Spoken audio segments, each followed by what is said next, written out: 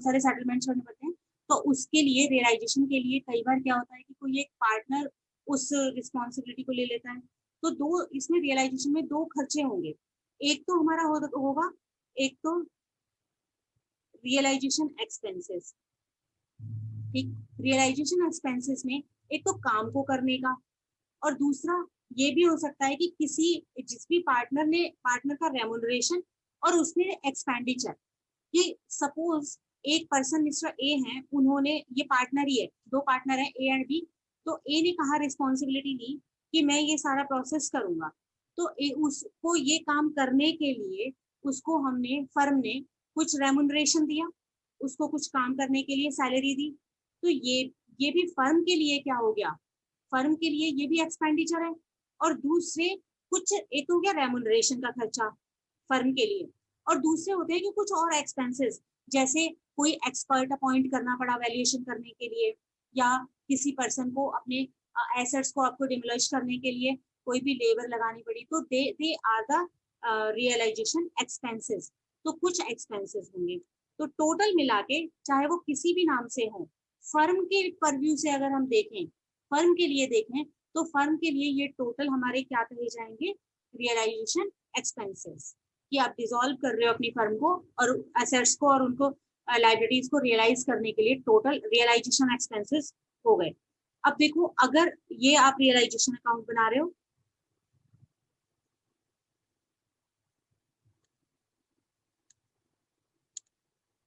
Realisation में आपको suppose firm पे कर रही है, हम अकाउंट्स जो प्रिपेयर कर रहे हैं वो हम किसके कर रहे हैं, फर्म के, ठीक है। तो फर्म ने कहा कि there are realisation expense of ₹5,000 और उनको पे करना है हमें, तो realisation account debit to bank, आप नीचे ब्रैकेट में लिखोगे रियलाइजेशन एक्सपेंसेस ₹5,000। ठीक, अब ये हमारा है realisation account.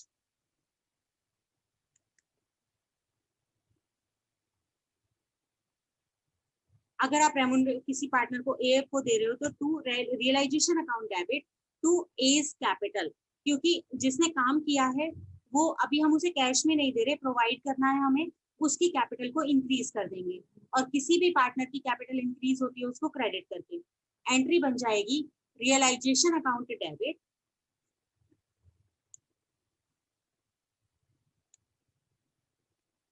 To A's capital account.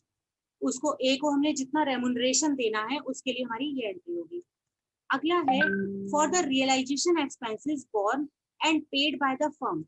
देखो, ये जो रियलाइजेशन के एक्सपेंसेस हैं, ये रियल में है किसके, these are the expenses of the firm, उसी को ये बॉर्न करने हैं, या उनके बीच में और कोई सेटलमेंट हुआ हो तो उसके अकॉर्डिंग पार्टनर भी कर सकते हैं। तो for the realisation expenses borne and paid by the firm, अगर फर्म ही पे कर रही है तो एंट्री हो जाएगी realisation account debit to bank. जैसे वो और एक्सपेंसेस पे करते हैं, इसी तरीके से फर्म ने ये एक्सपेंसेस भी पे किए, तो अगर खुद ही फर्म पे कर रही है तो entry will be realization expenses account debit to bank account, कि हमने इतने एक्सपेंसेस पे किए। For the realisation expenses borne by the firm but paid by the partner. देखो, ये रियल एक्सपेंसेस हैं फर्म के, तो ये तो पक्की बात है कि ये बोर्न तो किसको करने पड़ेंगे, बियर किसको करने पड़ेंगे, ये फर्म को ही बियर करने पड़ेंगे। लेकिन अभी अगर ये फर्म ने खुद ही पे कर दिए तो एंट्री हो गई realisation account debit to bank. लेकिन on the behalf of the firm, अगर हाल फिलहाल में, मतलब अभी एट द मोमेंट ये किसी पार्टनर ने पे कर दिए, वो बाद में रिकवर कर लेगा फ्रॉम द फर्म। लेकिन अगर फर्म ने उसको पे किया है, सपोज ए ने पे कर दिया, इट मीन्स कि firm is doing something for the firm, is paying something to the firm। तो यहाँ पर एंट्री हो जाएगी रियलाइजेशन अकाउंट डेबिट।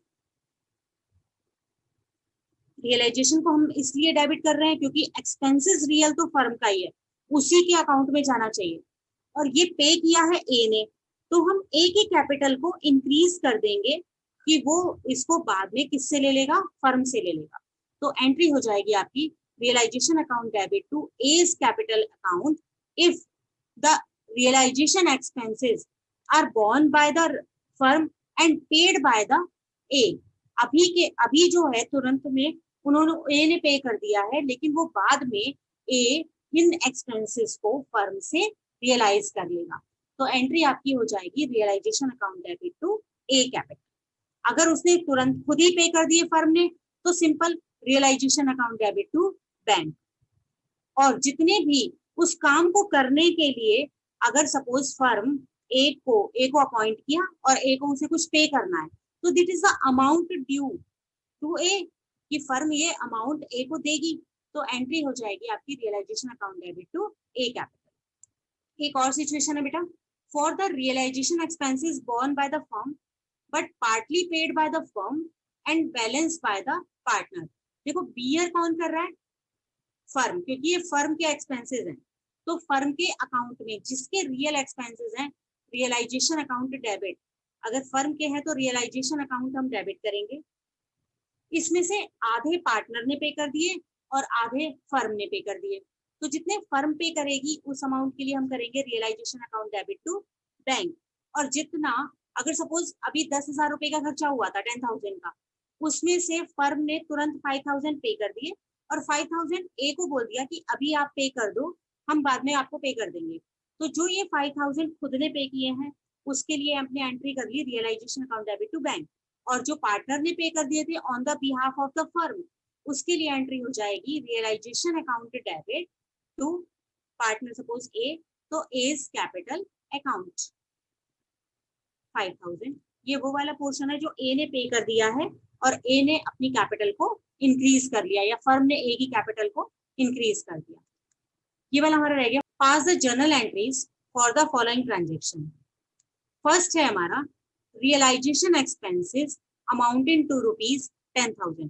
देखो अब आप एक एक केस को देखते चलिएगा कि किस तरीके से हमें क्वेश्चन में ये गिवन होगा और उसका हम ट्रीटमेंट किस तरीके से करेंगे। एक्सपेंसेस हुए अमाउंटिंग टू ₹10,000 और कुछ नहीं का हुआ, तो इसमें जब एक्सपेंसेस हुए हैं तो फर्म पे करेगी और एंट्री हो जाएगी रियलाइजेशन अकाउंट डेबिट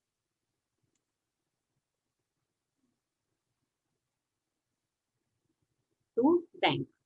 तो ये 10,000 रुपीज फर्म ने पे कर दिए, realisation account debit to bank. Second, realisation expenses 5,000 were paid by the Taran और पार्टनर। देखो एक्सपेंसेस हैं किसके? फर्म के, बट उस समय पे these are paid by the partner. तो रियलाइजेशन अकाउंट डेबिट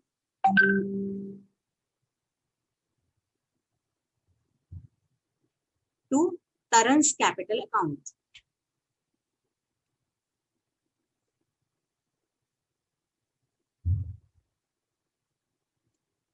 ठीक है बेटा, ये इस तरीके से अभी तरन ने पे कर दिया है, इसलिए हमने तरन के कैपिटल अकाउंट में इनको क्रेडिट करके छोड़ दिया है। अगर देखो हम टू बैंक करते तो तभी तो करते टू बैंक जब हमारे पास से कैश जाता, लेकिन फर्म के पास से कैश गया ही नहीं है, तो टू बैंक तो नहीं कर सकते हो।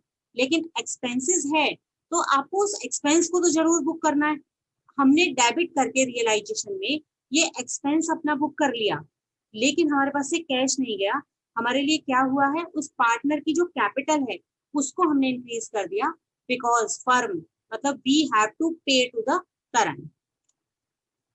अगला देखो, रियलाइजेशन एक्सपेंसेस है 5,000 रुपीज के, were paid by the firm on behalf of the Madan A partner. Realization expenses of ₹5,000 were paid by the firm. ठीक है, ये रियलाइजेशन हमारे जो एक्सपेंसेस होते हैं वो वैसे होते हैं फर्म के, लेकिन कई बार क्या होता है कि फर्म, एक पार्टनर है सपोज ए, उसको कह देते हैं कि हम टोटल तुम्हें 50,000 रुपए देंगे, उसी में आपका रेमुनरेशन रहेगा और उसी में अगर कोई एक्सपेंसेस करने पड़ते हैं तो वो भी आप करोगे। तो इस केस में जो रियलाइजेशन एक्सपेंसेस होंगे वो टोटली किसको बॉर्न करने? ए को बॉर्न करने। But these are not the, जो एक्सपेंसेस होंगे these are not the expenses of firm. Firm के लिए कितना एक्सपेंसेस होगा? 50,000। जो टोटल उसके लिए कॉस्ट कितनी पड़ रही है फर्म के लिए? टोटल 50,000। ये जो हमारा थर्ड वाला केस है इसमें कह रहे हैं कि रियलाइजेशन करने के एक्सपेंसेस हुए 5,000 rupees which were paid by the firm on behalf of the Madan. मतलब ये एक्सपेंसेस किसको पे करने थे? मदन को पे करने थे, लेकिन ये पे किसने कर दिए? फर्म ने पे कर दिए। तो हम यहाँ पर रियलाइजेशन अकाउंट को डेबिट नहीं कर सकते, because this is not the expenses of firm, this is the expenses of Madan. तो यहाँ पर हो जाएगा Madan's capital account debit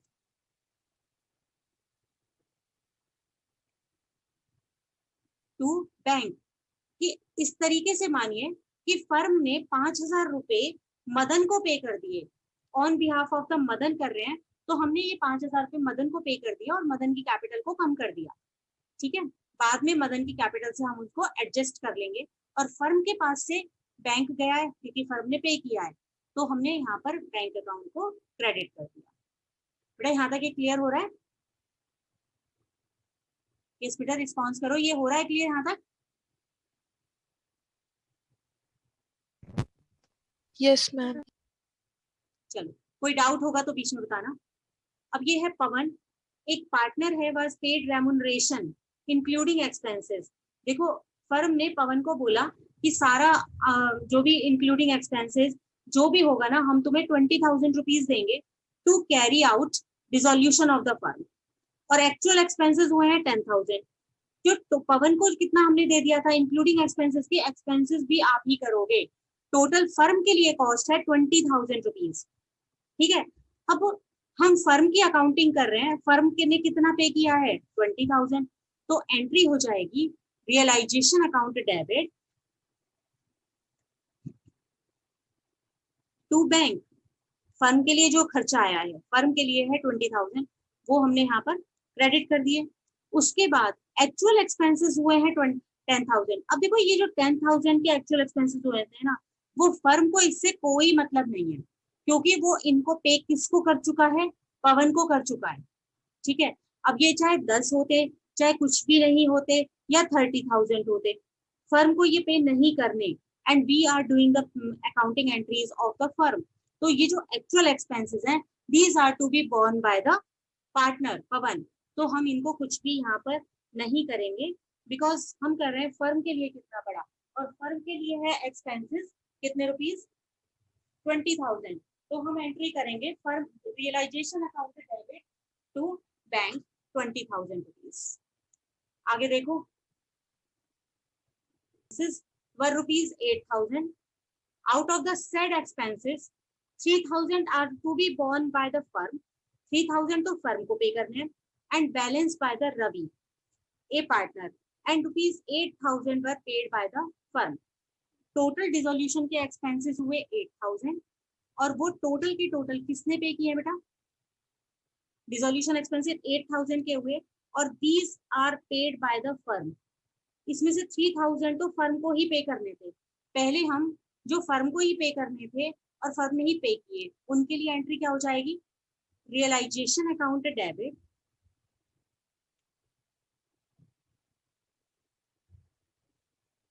to bank 3,000, and 5,000 balance, मतलब 5,000 are to be paid by the Ravi. वो रवि को पे करने थे, लेकिन पे किसने किए, फर्म के. तो हम ये मानेंगे कि 5,000 रुपीज फर्म ने रवि के बिहाफ पर पे कर दिए. तो रवि की कैपिटल को कम कर देंगे. रवीज कैपिटल अकाउंट डेबिट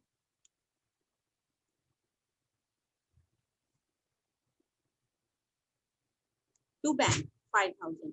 ये 5,000 देखो फर्म के पास से 8 गए, तो हम उनका जो बैंक बैलेंस है वो कितना कम कर दिया हमने, 8,000 से कम कर दिया 5 एंड 3. इसमें से एक्सपेंसेस जो फर्म के थे वो थे 3,000, these are to be borne by the firm, तो उनके रियलाइजेशन में अकाउंट डेबिट कर दिए. उसके बाद बेटा एक मिनट होल्ड कीजिए.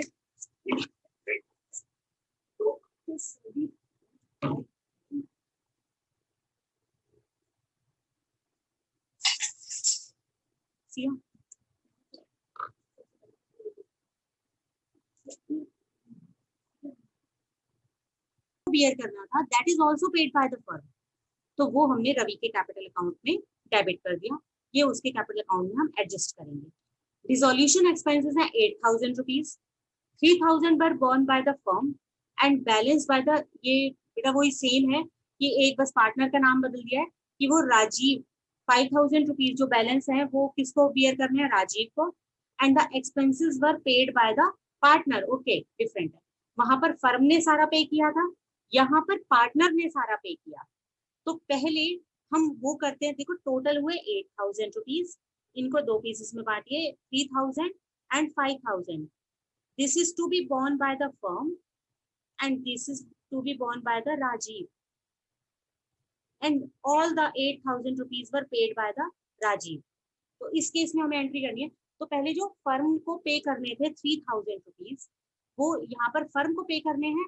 मिस लाइबिलिटी किसको करनी है, बियर किसको करनी है, फर्म को। तो बियर जो करनी है उसके लिए एंट्री होगी रियलाइजेशन अकाउंट डेबिट 3,000 रुपीज, जो फर्म की लाइबिलिटी है। लेकिन टू बैंक नहीं कर सकते क्योंकि फर्म ने वो पे ही नहीं की। वो किसने पे की है, राजीव ने। तो एंट्री हो जाएगी टू राजीव कैपिटल। हमने उसकी कैपिटल को बढ़ा दिया, कितने रुपीज से, 3,000 से। ये 3,000 फर्म को पे करने थे और राजीव ने पे किए, तो ये बाद में राजीव की कैपिटल अकाउंट में हमने बढ़ा दिए। और ये 5,000 रुपीज है, ये राजीव को ही पे करने थे और राजीव ने ही पे किए। तो अब ना तो फर्म ने बियर किए जो हम रियलाइजेशन को डेबिट करें, और ना ही फर्म ने पे किए जो हम टू बैंक करें, क्योंकि जब ये उसका खर्चा है ही नहीं फर्म का, ये राजीव का है और राजीव ने अलग ये कर दिया। तो we will not make any entry for this transaction for this 5,000 rupees, क्योंकि we are not preparing the accounts of Rajiv, we are preparing the accounts of the firm. तो फर्म के वे से आप देखोगे, फर्म के लिए केवल लाइबिलिटी थी 3,000 रुपीज की, जो कि राजीव ने पे कर दी। तो एंट्री हो गई realisation account debit to Rajiv capital account. Realization expenses है 5,000 रुपीज के, but to be borne and paid by the Karan A partner. एक पार्टनर को ही बोर्न करने थे और उसने ही पे किए।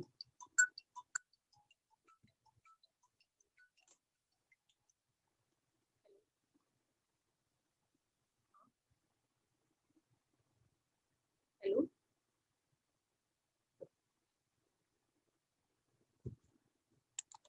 ठीक है बेटा, ये देखिए बॉन्ड भी पार्टनर को करने थे और पे भी उसी ने किए। तो हम इस ट्रांजेक्शन की कोई एंट्री नहीं करेंगे क्योंकि फर्म के ऊपर कोई कॉस्ट नहीं है, फर्म का इससे कोई रिलेशन नहीं है। ना तो फर्म को बियर करने थे जो हम रियलाइजेशन अकाउंट डेबिट करें, ना फर्म ने पे किए जो हम उसका बैंक अकाउंट क्रेडिट करें। अगला, मनोज एक पार्टनर है, is to carry out the dissolution of the firm at an agreed remuneration of ₹10,000। कि देखो हमने उससे कहा कि तुम सारा काम करो और हम आपको कितना देंगे, फर्म उनको कितना देगी, 10,000 रुपीज। तो यहाँ पर फर्म के ऊपर कितना खर्चा पड़ा है, 10,000 रुपीज। अब चाहे वो रियल में एक्सपेंस कितने भी हो, they all to be borne by the Manoj. तो फर्म के लिए खर्चा है 10,000 रुपीज का, तो एंट्री हो जाएगी realisation account debit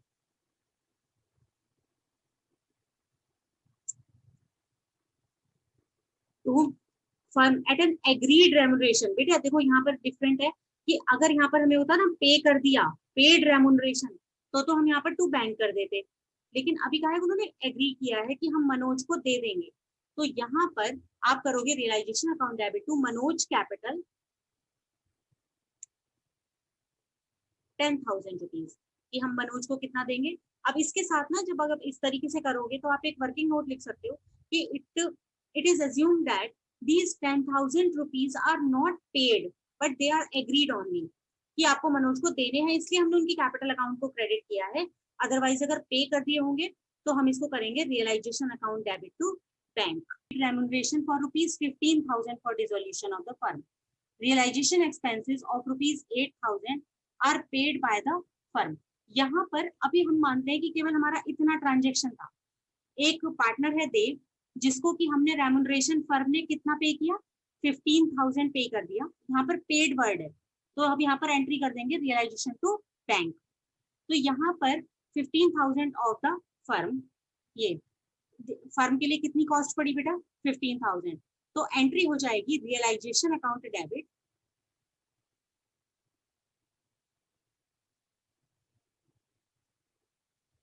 to bank, ये हो गया 15,000 रुपीज। ठीक है, realization expenses of ₹8,000 are paid by the firm. अब जब ये वाले जो थे 15,000 तो हमने उसे रेमुनरेशन दिया और 8,000 फर्म ने क्या पे किए हैं, एक्सपेंसेस पे किए हैं। तो एंट्री हो जाएगी उसके लिए भी realization account debit to bank, क्योंकि ये दोनों ही फर्म के लिए कॉस्ट है।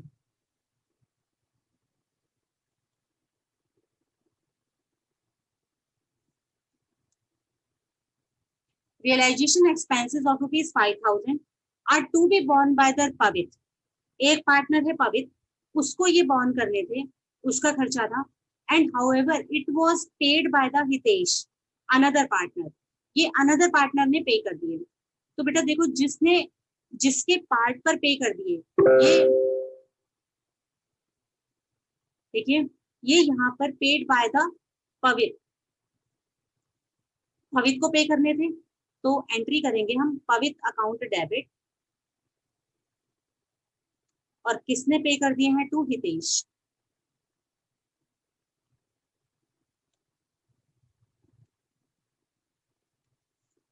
जिस पार्टनर को पे करने थे उसकी कैपिटल अकाउंट को हमने कम कर दिया क्योंकि उसने पे नहीं किए, और जिसने पे कर दिए लेकिन उसको करने नहीं थे, तो यहाँ पर उसके कैपिटल अकाउंट को हमने क्रेडिट करके बढ़ा दिया।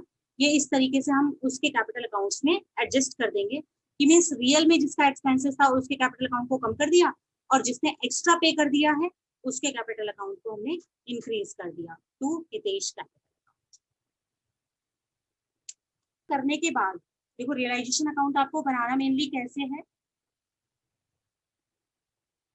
ये हमने पहली क्लास में डिस्कस भी कर लिया था वैसे, कि पहले टू सन्ड्री एसेट्स, सारी एसेट्स को आप यहाँ पर ट्रांसफर करोगे जिसको कि आपको सेल करना है। सेल करने के लिए हमें किस किस को सेल नहीं करना होगा, कैश को सेल करने की जरूरत नहीं है तो उसको ट्रांसफर नहीं करोगे, और उसके बाद अगर कोई भी प्रॉफिट एंड लॉस का डेबिट बैलेंस दिया हुआ है तो उसको ट्रांसफर नहीं करोगे। अगर कोई भी आपको और इसके अलावा कोई भी फिक्टिशियस एसेट्स दे रखे हैं तो उसको भी आप यहाँ पर ट्रांसफर नहीं करोगे, लाइक एडवर्टीजमेंट, सस्पेंस, इस तरीके से। अच्छा, एक गुडविल की बात करते हैं। अगर आपके बैलेंस शीट में at the time of closing goodwill दिया हुआ है तो गुडविल को आपको ट्रीट करना है बिल्कुल सिंपल, जैसे और एसेट्स को डील कर रहे हो ना वैसे ही।